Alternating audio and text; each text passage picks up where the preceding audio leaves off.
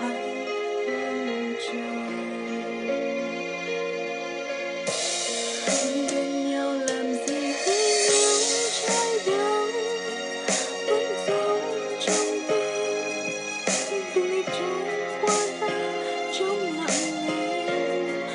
Bên nhau mà sao chỉ thấy buốt giá, thêm những xót xa mà thời gian vô tâm giúp tình ta.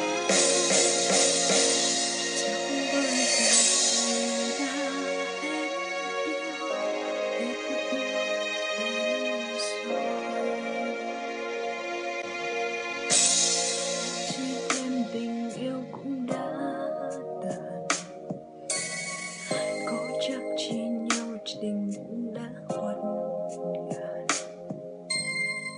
Ước muốn bên anh trọn đời này vẫn